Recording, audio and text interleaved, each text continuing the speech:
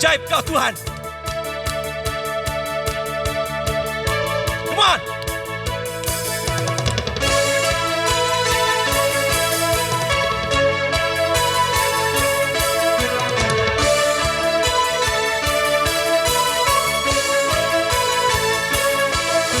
Tak terbayang kebesaran-Mu dan tak terbanding kekuatan-Mu, Tuhan.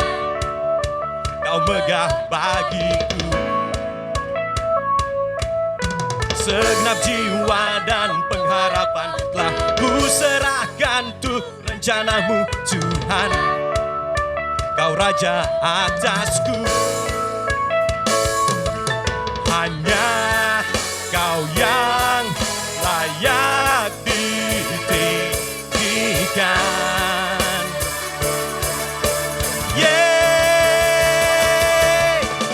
Ajaib Kau Tuhan, agung dan perkasa. Kau sumber kemenanganku, layak kuasa, memerintah selamanya. Yesus, Kaulah Raja mulia.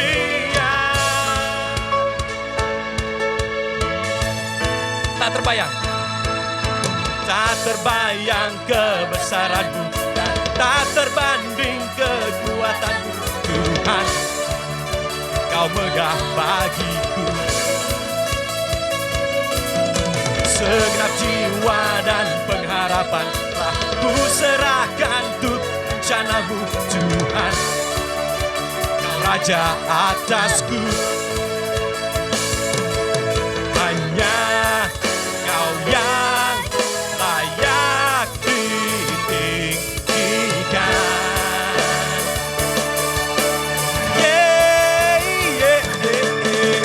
Ajaib Kau Tuhan, agung dan perkasa. Kau sumber kemenanganku, layak berkuasa, memerintah selamanya. Yesus, Kaulah Raja mulia. Ajaib Kau Tuhan, agung dan perkasa. Kau sumber kemenanganku, layak berkuasa, memerintah selamanya. Yesus, Kaulah Raja mulia. Come on, sing and dance. Come on.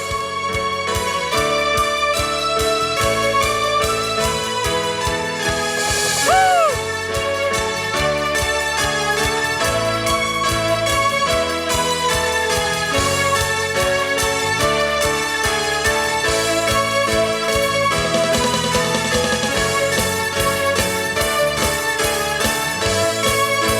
Sungguh ajaib Kau Tuhan.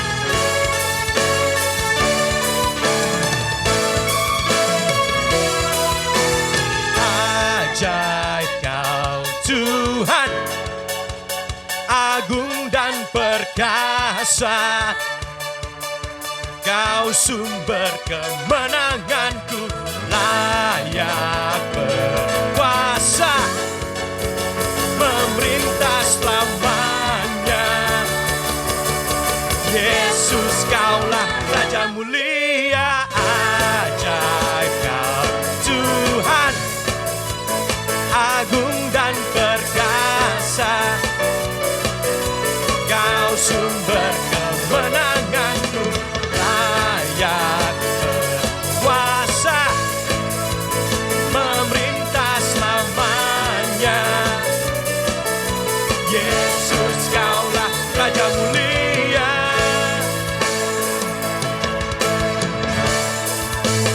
Raja mulia.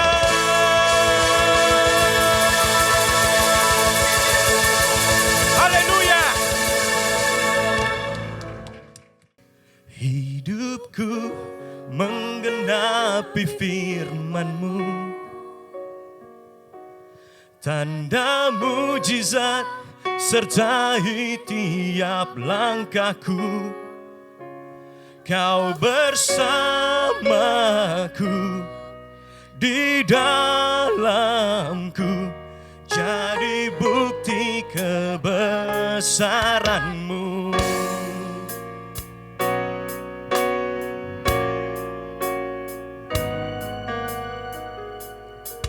Tuhan, Kau sempurna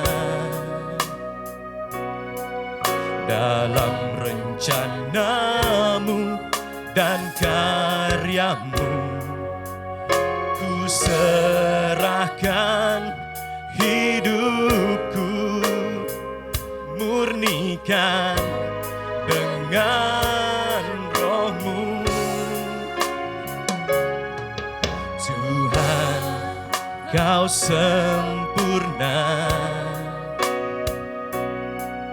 dalam rencana-Mu dan karya-Mu. Ku serahkan hidupku, murnikan dengan Roh-Mu. Hidupku menggenapi firman-Mu, tanda mujizat sertai tiap langkahku. Kau bersamaku, di dalamku, jadi bukti kebesaran-Mu.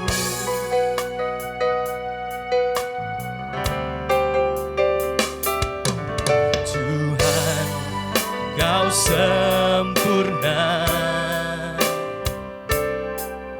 dalam rencana-Mu dan karya-Mu.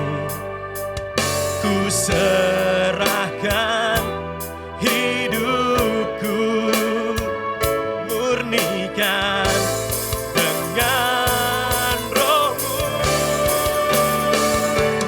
Hidupku menggenapi firman-Mu, tanda mujizat sertai tiap langkahku.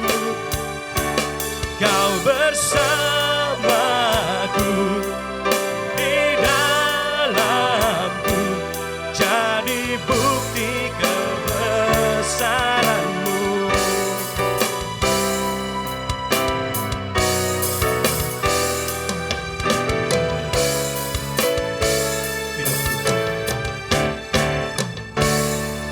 Hidupku menggenapi firman-Mu, tanda mujizat sertai tiap langkahku. Kau bersamaku, di dalamku, jadi bukti Shalom, kita bertemu kembali di ibadah hari ini. Dan saya percaya saudara tadi yang sudah memuji Tuhan, membesarkan nama Tuhan, sekalipun lewat ibadah online, Tuhan tetap bertahta di atas pujian umat-Nya. Saudara yang dikasihi Tuhan, kita memasuki awal bulan dan kalau saudara melihat ada perjamuan kudus yang kami siapkan, semoga saudara sudah menyiapkannya. Dan saya percaya Tuhan tidak pernah dibatasi. Mungkin saudara tidak bisa beribadah bukan karena sengaja. Itu sebabnya kita bersama-sama ibadah melalui mimbar ini. Dan kiranya Tuhan memberkati saudara melalui ibadah ini. Saudara yang dikasihi Tuhan, bulan ini kita mengambil tema yang sangat bagus. Nah, hari ini saya akan mengambil topik tentang miliki pikiran Kristus. Ini sesuatu yang jarang dibahas di dalam gereja, tapi ini sesuatu yang sangat inti dalam kekristenan. Sesuatu yang sangat penting untuk pertumbuhan iman kita. Mari kita membaca ayatnya di Kolose pasal 3, ayat 1 sampai ayat yang keempat. Dikatakan demikian, karena itu kalau kamu dibangkitkan bersama dengan Kristus, carilah perkara yang di atas di mana Kristus ada, duduk di sebelah kanan Allah. Pikirkanlah perkara yang di atas, bukan yang di bumi. Sebab kamu telah mati dan hidupmu tersembunyi bersama dengan Kristus di dalam Allah. Apabila Kristus yang adalah hidup kita menyatakan diri kelak, kamu pun akan menyatakan diri bersama dengan Dia dalam kemuliaan. Bapak Ibu, tadi ayat pertama dibuka dengan kalau kamu dibangkitkan bersama dengan Kristus. Kapan kita dibangkitkan bersama dengan Kristus? Waktu kita bertobat, menerima Dia sebagai Tuhan dan Juru Selamat. Dan kemudian kalau ada kesempatan, ada waktu, memberi diri dibaptis di dalam nama Yesus. Di dalam baptisan itu kita dikuburkan. Hidup lama kita dikuburkan bersama kematian Kristus. Dan di dalam baptisan itu, kita juga dibangkitkan dalam hidup yang baru, ya. Kita dibangkitkan bersama dengan Kristus. Minggu ini kita ada, ya minggu depan kami ada baptisan. Ada sekelompok orang yang memberi diri dibaptis ketika mendengar firman Tuhan. Dan Tuhan berkata, setelah kita dibangkitkan, kita hidup baru di dalam Kristus. Kekristenan, perhatikan ini Bapak Ibu, bukan sekedar agama. Agama itu usaha manusia mencari Tuhan, usaha manusia untuk beribadah kepada Tuhan. Tapi kekristenan adalah bicara tentang hidup yang baru di dalam Kristus, di mana dosa kita dihapus, kita diberi roh yang baru di dalam roh kita, hati yang baru di dalam hati kita, sehingga melalui hidup yang baru itu kita bisa hidup di dalam standar Allah. Agama tidak menyelamatkan. Saya lahir dari kecil sudah Kristen, bahkan sebelum lahir keluarga kami sudah Kristen. Tapi saya tidak tahu apa arti keselamatan. Sampai saya beriman kepada Kristus secara pribadi. Dan mengerti bahwa saya perlu jadi ciptaan baru. Tadi dikatakan carilah perkara yang di atas. Pikirkanlah perkara yang di atas, bukan yang di bumi. Sebab kamu telah mati dan hidupmu tersembunyi bersama dengan Kristus di dalam Allah. Apabila Kristus yang tadi dikatakan hidup kita, Yesus itu hidup kita. Ya, menyatakan diri kelak, satu kali Yesus akan datang kembali. Dia datang untuk menghakimi orang yang hidup dan yang mati. Dan orang-orang yang sudah ditebus dengan darahnya. Mereka menerima hidup kekal, sementara mereka yang belum ditebus dengan darah Yesus. Mereka akan menerima hukuman kekal. Sebab tanpa Kristus tidak ada pengampunan dosa. Tadi dikatakan ada perkara yang di atas. Kalau kita belajar Alkitab, kita tidak boleh hanya membacanya dan memahaminya secara literal. Karena ada gaya bahasa. Kalau kita mengerti ada gaya bahasa hiperbola, metamorfosa, ya. Gaya bahasa perlambangan, ya. Metafora. Ada gaya bahasa yang lain. Maka di konteks ini ada gaya bahasa antromorfisme. Di mana Tuhan digambarkan seperti manusia, itu gaya bahasa. Kalau kita bicara gaya bahasa, kita tidak boleh memahami secara literal saja. Kita perlu memahami dalam konteks yang dibicarakan. Ketika disebut Yesus itu duduk di sebelah kanan Allah, bukan nanti di surga. Kita ada lihat Bapa, orang tua, lalu ada anaknya disebut, bukan. Yang kita lihat di surga adalah Yesus. Karena dia adalah cahaya Allah, gambar Allah yang tidak kelihatan. Dan gambaran tentang frasa ini bicara tentang Yesus punya otoritas yang sama dengan Allah. Itu sebabnya ketika dia sedang menjadi manusia, dia bisa mengampuni dosa. Kenapa? Karena dia adalah Allah itu sendiri. Dan tadi dikatakan perkara yang di atas bicara tentang perkara rohani. Banyak orang hidup di dunia ini tidak memikirkan perkara rohani. Mereka hanya memikirkan perkara yang di bumi. Betul kita butuh makan. Betul kita perlu logika untuk bekerja, untuk berusaha, untuk berbisnis. Kita butuh strategi. Tapi semua itu sia-sia kalau kita tidak memiliki pikiran Kristus. Kita akan belajar lebih lanjut.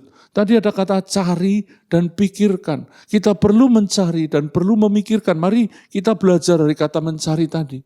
Dalam bahasa aslinya dipakai kata berpikir, merenungkan, ya.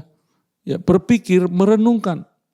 Mempertimbangkan secara nalar dan logika. Itu to inquire into, by reasoning, ya. Di situ ada menanyakan. Bapak Ibu, ketika kita mencari Tuhan, maka yang terhubung adalah hati kita. Kita perlu merenungkan Tuhan dan firman-Nya. Kita perlu menanyakan, kita perlu berdiskusi, kita perlu bertanya-tanya kepada Tuhan. Ketika kita membaca Alkitab dengan tekun, kita tidak mengerti, minta Tuhan menjelaskannya. Melalui Roh Kudus, tadi ada kata mencari. Apakah Bapak Ibu mencari? Ada lagi kata mencari artinya mendambakan, merindukan, meminta dengan kuat sebagai sebuah kebutuhan. Itu arti demand, meminta sesuatu dari Tuhan. Kalau saudara demanding kepada Tuhan, maka engkau akan meminta dengan kuat sebagai sebuah kebutuhan. Apakah Bapak Ibu mencari perkara yang di atas sebagai sebuah kebutuhan? Engkau perlu. Saya ketika membaca Alkitab bukan karena mau khotbah, tapi saya butuh, itu makanan rohani saya. Tadi pagi saya membaca sebuah kalimat bijak. Kita bisa 100-an kali pergi ke sebuah tempat makan dan tempat itu melayaninya dengan buruk. Tapi kita bisa kembali ke situ karena kita kepengen. Kita lapar. Sementara banyak orang datang ke gereja hanya sekali merasa kecewa, langsung tinggalkan gereja, tinggalkan Tuhan. Kenapa? Karena kita tidak lapar. Orang yang mencari dia akan lapar dan haus kepada Tuhan. Apakah Bapak Ibu, saudara yang dikasihi Tuhan, engkau merasa rindu, engkau merasa lapar dan haus kepada Tuhan. Dan menjadikan Tuhan sebagai kebutuhan hidupmu. Engkau menjadikan firman sebagai kebutuhan hidupmu. Tadi ada kata memikirkan. Kata memikirkan itu bukan hanya memikirkan di otak. Tapi berpikir sekaligus juga merasa. Ketika kita memikirkan perkara yang di atas, maka kita perlu memikirkannya dengan dalam-dalam. Bukan sesaat. Ya tadi ada mencari, ada memikirkan. Apakah Bapak Ibu, engkau memikirkan Tuhan, firman-Nya dan kekekalan? Apa yang terjadi sesudah engkau mati? Kalau engkau belum memikirkannya, ini waktu terbaik engkau memikirkan. Tadi ada kata proneo, memikirkan itu dikata pakai yang artinya memikirkan dan merasakan. Mari kita membandingkan kata yang sama ini di satu ayat yang berbeda. Di Filipi pasal 2, ya, ayat 5 sampai ayat yang ke-8. Hendaklah kamu dalam hidupmu bersama menaruh pikiran dan perasaan, proneo di situ, yang terdapat juga dalam Kristus Yesus. Tuhan mau kita memikirkan yang dipikirkan Yesus, Tuhan mau kita merasakan yang dirasakan oleh Yesus. Ketika Yesus melihat orang banyak, hatinya tergerak oleh belas kasihan. Dia memberi mereka makan, itu perasaannya Yesus. Dia memikirkan pikiran yang benar, pikiran yang kudus. Yang walaupun dalam rupa Allah-Nya Yesus itu Allah, tidak menganggap kesetaraan dengan Allah itu sebagai milik yang harus dipertahankan. Ini pikiran dan perasaan Kristus. Melainkan telah mengosongkan dirinya sendiri dan mengambil rupa seorang hamba. Dan menjadi sama dengan manusia. Nah ini yang sangat penting. Dan dalam keadaan sebagai manusia, ia telah merendahkan dirinya dan taat sampai mati, bahkan sampai mati di kayu salib. Kita belajar dari Yesus tentang pikiran dan perasaannya. Mengosongkan diri, merendahkan diri, dan taat sampai mati. Itu pikiran dan perasaan Kristus.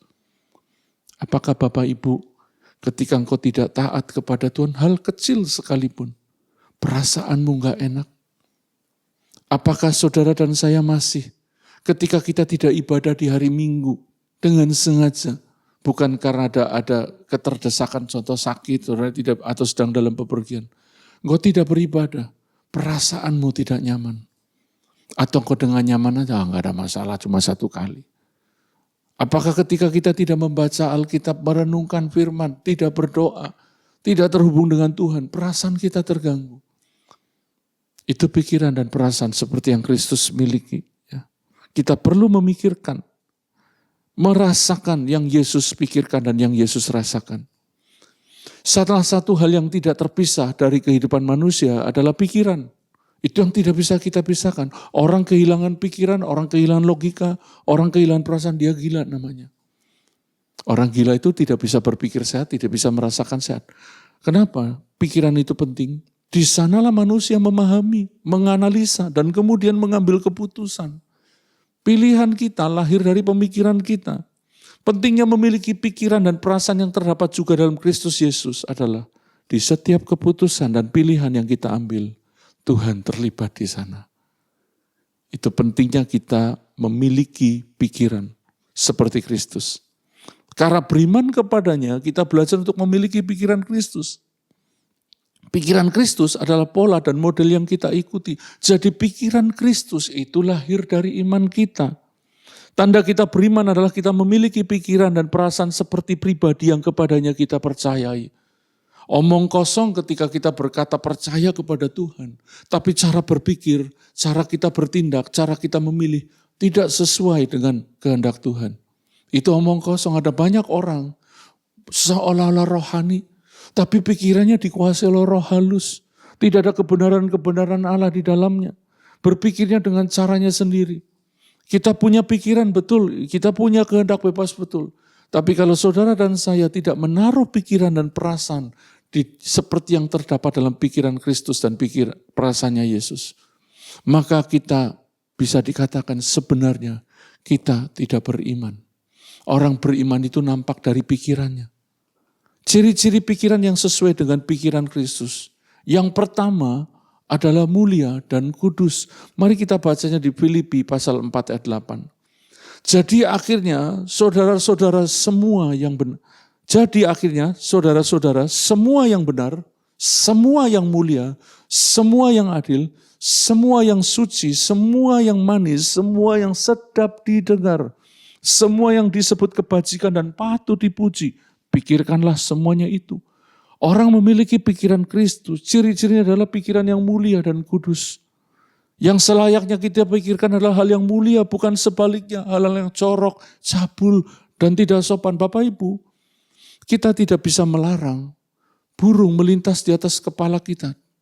Tapi kita tidak bisa membiarkannya membuat sarang di kepala kita. Itu tindakan bodoh. Demikian pula, kita tidak bisa menangkal pikiran itu tidak melintas. Kita tidak bisa mencegah pikiran, perasaan, kadang-kadang pikiran porno, cabul, melintas. Karena kadang-kadang iblis menaruhnya dalam pikiran kita. Sekalipun kita sudah berasa, tapi yang jadi masalah adalah ketika kita memikirnya lama-lama, itu baru jadi dosa. Lalu menikmatinya, itu dosa. Kalau cuma sebuah lintasan, itu bukan dosa. Iblis seringkali taruh pikiran buruk dan menuduhnya, oh kok anak Tuhan, itu belum berdosa. Tapi ketika Bapak Ibu memikirkannya lama-lama dan kemudian menikmatinya dan mengolahnya sedemikian rupa jadi sebuah perilaku, itu baru namanya dosa. Kalau cuma terlintas itu bukan dosa. Mari kita kembali kepada firman dan tidak menghakimi diri sedemikian rupa. Biarkan Roh Kudus yang menuntun sehingga kita memiliki pikiran mulia dan kudus yang benar. Kita perlu memiliki pikiran mulia dan kudus. Katakan mulia dan kudus. Pikirkan sesuatu yang mulia. Ya. Juga memikirkan hal-hal yang suci, yang kudus. Kita dengan sengaja memikirkan apa itu yang suci dan kudus, yaitu firman Tuhan. Ini menunjukkan hal-hal yang murni, bukan hal yang tidak berkenan di hadapan Allah. Kita menghubungkan pikiran kita dengan standar firman.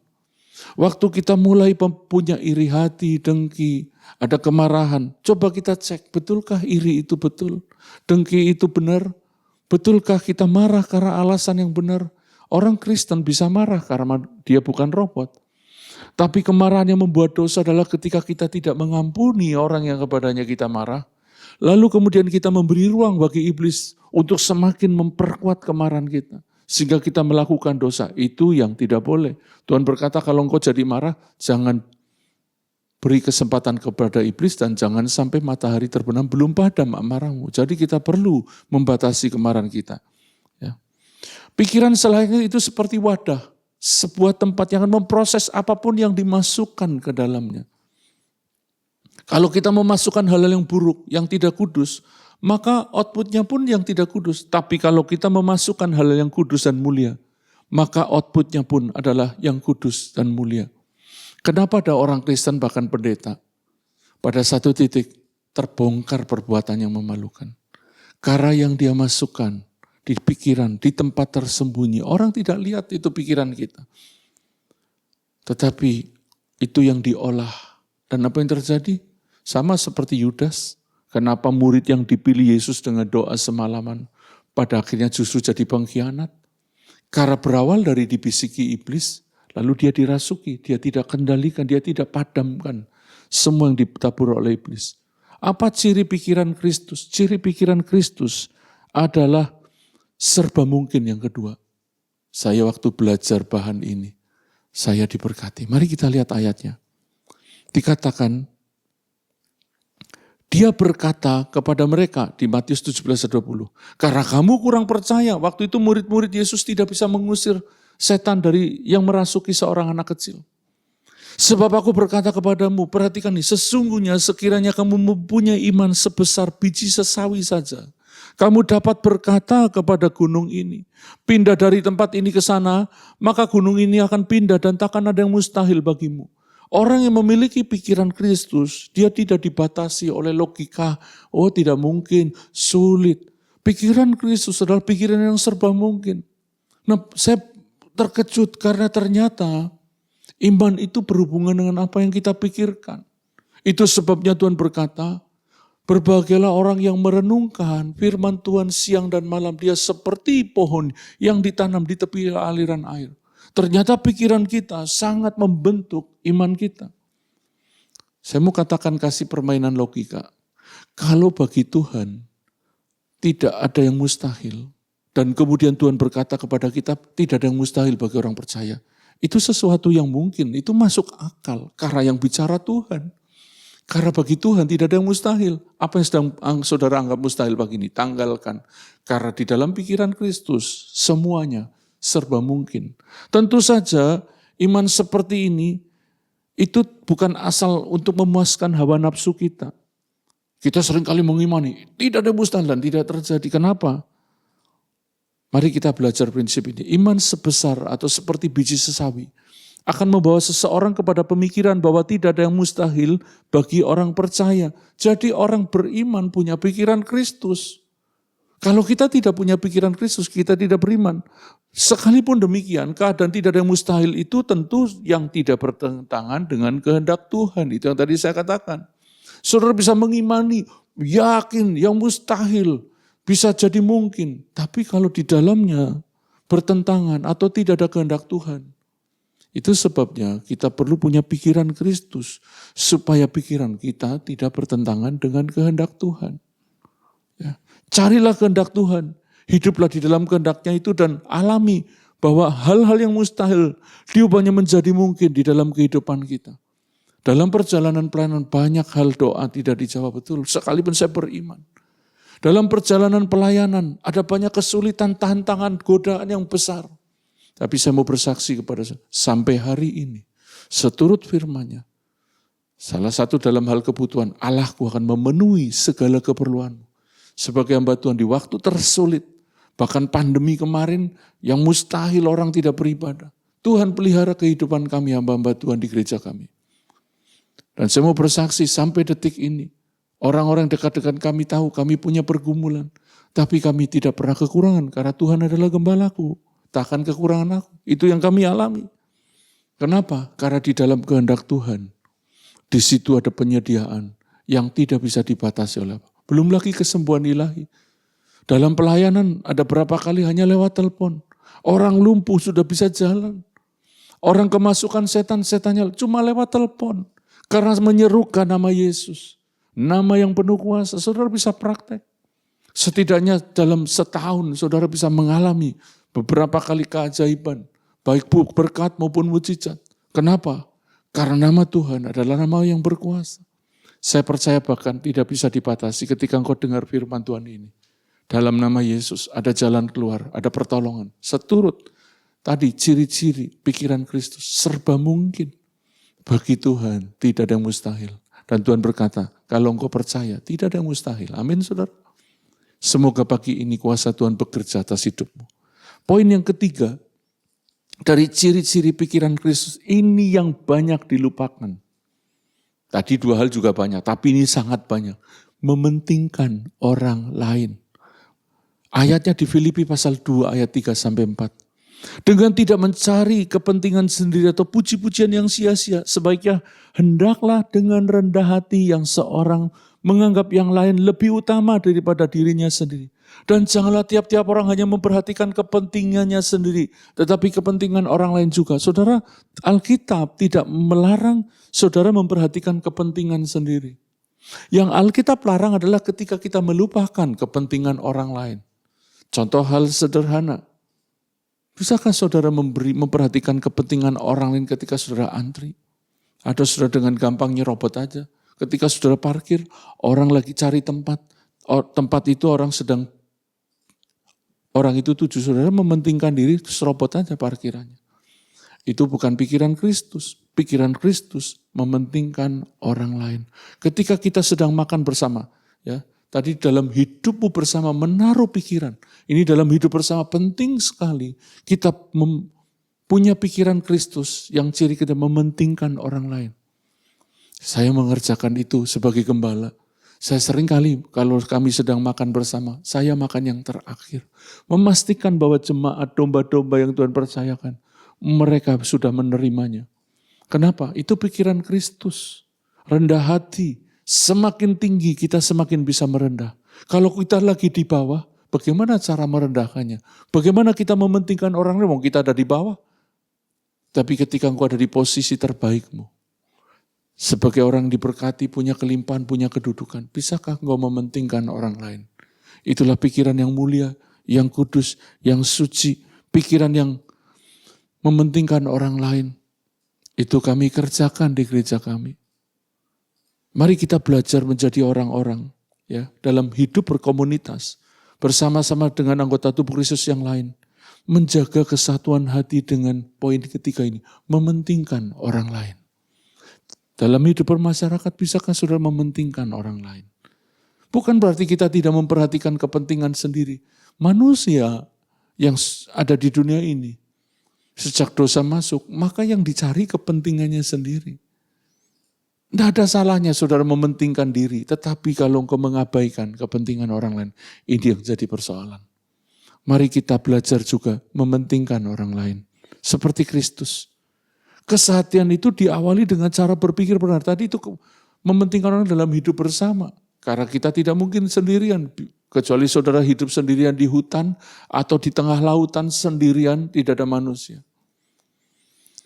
Tapi ketika kita hidup bersama di rumah, di gereja, di masyarakat, maka kesehatian diawali dengan cara berpikir benar. Dalam hal ini tidak memikirkan kepentingan sendiri, melainkan kepentingan orang lain lebih dahulu. Itu perintah Tuhan, itu pikiran Kristus. Mementingkan orang lain. Kepentingan apalagi orang yang lebih tua, lebih senior, kita harus lebih memperlakukan lebih hormat. Ya. Memikirkan kepentingan orang lain dimulai dari sikap kerendahan hati. Seperti yang Kristus teladankan. Tahun ini gereja Rauna mengambil tema harmoni. Sungguh alangkah baiknya dan alangkah indahnya apabila saudara duduk diam bersama dengan rukun. Kunci kerukunan adalah ketika kita memiliki pikiran Kristus. Dalam hubungan memiliki pikiran yang kudus, pikiran yang mulia, pikiran yang benar, dan memikirkan orang lain terlebih dahulu. Itu yang membuat harmoni terjadi. Kenapa di pernikahan? Kenapa di gereja? Kenapa di masyarakat terjadi kekacauan? Tidak ada kerukunan, tidak ada kesatuan. Karena banyak orang mendahulukan kepentingannya terlebih dulu. Saya ingat zaman kami kecil ada pelajaran PMP sampai SMA. Pendidikan moral Pancasila. Maka kami ditanamkan, dahulukan kepentingan orang lain. Tapi hari ini banyak orang kehilangan pendidikan moralnya. Mari kita kembali kepada moral yang benar. Dengan memiliki pikiran Kristus. Kiranya pagi ini pikiran Kristus. Dengan memikirkan kepentingan orang lain terlebih dahulu. Ada di pikiran kita. Ada di hati kita. Kita akan kembali kepada ayat tema kita di Kolose. Ujung dari memiliki pikiran Kristus adalah kekekalan. Tadi ada 3 poin yang kita pelajari. Pikiran yang Kristus yang pernah mulia dan kudus. Yang kedua adalah serba mungkin. Yang ketiga memikirkan kepentingan orang lain. Alias mementingkan orang lain. Itu pikiran Kristus. Kalau saudara dan saya memiliki pikiran Kristus, ujung darinya memiliki kepikiran Kristus adalah hidup kekal. Mari kita kembali mereview ayat tema kita tadi. Mari kita lihat, karena itu kalau kamu dibangkitkan bersama dengan Kristus, carilah perkara yang di atas, di mana Kristus ada, duduk di sebelah kanan Allah. Pikirkanlah perkara yang di atas, bukan yang di bumi. Kalau engkau memikirkan dan mencari perkara yang di atas, pikiran Kristus ada dalam pikiran saudara dan saya. Sebab kamu telah mati dan hidupmu tersembunyi bersama-sama dengan Kristus di dalam Allah. Ketika kita lihat lahir baru, kita ada di dalam Kristus. bukan di luar Kristus. Ketika kita ada di dalam Kristus, di ayat 4. Apabila Kristus yang adalah hidup kita menyatakan diri kelak, kamu pun akan menyatakan diri bersama dengan Dia dalam kemuliaan, dalam hidup yang kekal. Bagaimana cara kita menjaga hidup di dalam Kristus selain iman kepada Yesus, juga memiliki pikiran Kristus. Kalau saudara tidak memiliki pikiran Kristus, engkau sedang keluar dari tempat persembunyianmu. Engkau sedang keluar dari tempat perlindunganmu. Ketika kita tersembunyi di dalam rumah, ketika ada hujan, kita nggak kena hujan. Ada angin, kita nggak kena angin. Kenapa hidup kita banyak masalah? Karena kita keluar dari Kristus dengan tidak memelihara pikiran Kristus. Dulu kita pernah punya orang lahir baru, Tuhan taruh pikiran dan perasaannya. Tapi kita lupa mengenakan itu terus-terus, menaruh setiap waktu, memasukkan, mengisi input data di pikiran dan perasaan kita. Mari kita belajar menaruh pikiran dan perasaan. Memiliki pikiran seperti Kristus, agar kita sampai kepada kekekalan di dalam kemuliaan Allah. Amin. Tuhan memberkati. Kita sudah mendengar firman Tuhan, bagaimana kita memiliki pikiran Kristus, pikiran yang mulia, yang suci, yang kudus. Memiliki pikiran iman yang kuat, bahwa di dalam Kristus, di dalam Tuhan tidak ada yang mustahil, semua serba mungkin. Sehingga ketika menghadapi tantangan kita tidak jadi lemah. Dan poin terakhir tadi, mementingkan orang lain. Kita memikirkan, apa yang terjadi kalau tetanggaku, temanku, belum kenal Tuhan? Apa yang terjadi ketika dia tidak makan? Ketika dia tidak dapat nafkah? Ketika saudara memikirkan ini, hidupmu tidak egois. Dan saya percaya orang memiliki pikiran Kristus berakhir dalam kekekalan. Mari kita berdoa, minta tolong kepada Tuhan.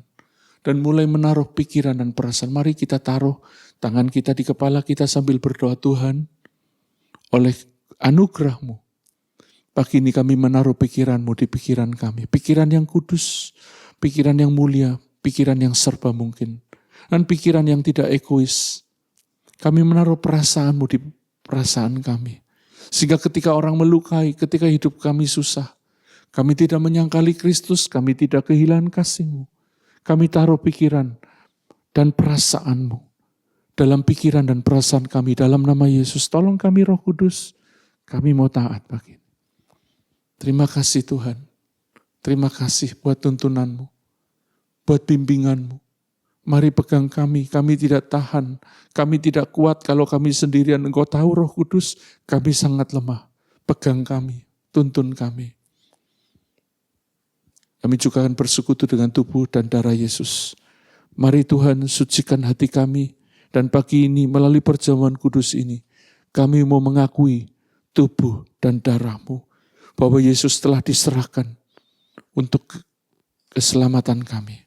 Dan pagi ini kami akan mengerjakan perjamuan kudus ini dengan iman bahwa kami akan bersekutu dengan tubuh dan darah. Mari siapkan roti di tangan saudara dan kita angkat sebagai tanda kita yakin bahwa pagi ini kita sedang bersekutu dengan tubuh dan darah Yesus. Dan dengarkan firman Tuhan.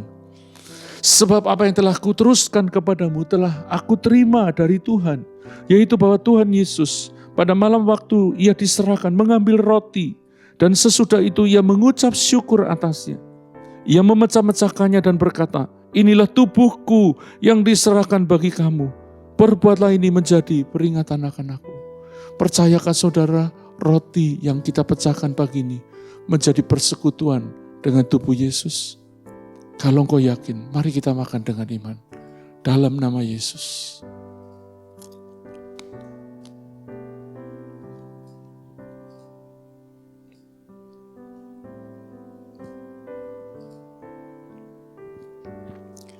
Terima kasih Tuhan buat tubuh-Mu yang pagi ini kami makan melalui perjamuan kudus ini.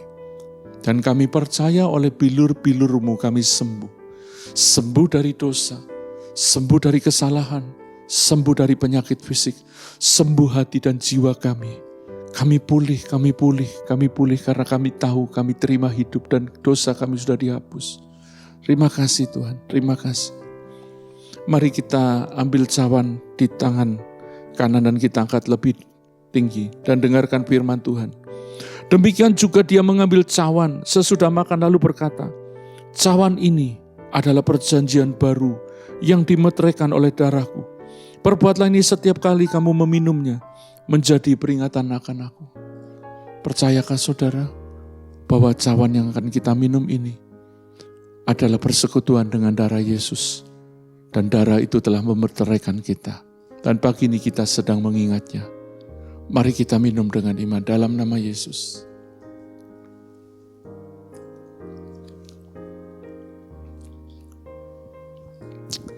Terima kasih Tuhan buat darah-Mu yang sudah Engkau curahkan. Kami sudah dimeteraikan, kami sah milik-Mu. Dan darah itu juga yang telah membasuh kami. Dan pagi ini kami kembali mengingat karya-Mu dan membasuh hidup kami di dalam darah-Mu. Kami percaya pagi ini kami disucikan kembali. Semua dosa kami karena kami beriman. Ampuni Tuhan kelemahan kami. Ampuni kesalahan kami. Kami mau tetap ada di dalam Kristus dan memiliki pikiran-Mu. Terima kasih Tuhan buat penyertaan Tuhan di ibadah kami pagi ini. Buat kehadiran Tuhan pagi ini. Terima kasih Tuhan. Kami akan mengakhiri ibadah kami pagi ini. Mari curahkan berkat-Mu kepada umat-Mu. Arahkan hati saudara dan terima berkat Tuhan. Kiranya Tuhan memberkati engkau dan melindungi engkau. Kiranya Tuhan menghadapkan wajah-Nya kepadamu dan memberi engkau kasih karunia yang besar. Kiranya Tuhan menyinari saudara dengan wajah-Nya dan memberi saudara kasih karunia, damai sejahtera, kelimpahan, kesembuhan, berkat, dan semua hal yang ajaib. Dalam nama Tuhan Yesus yang percaya katakan, amin. Tuhan memberkati.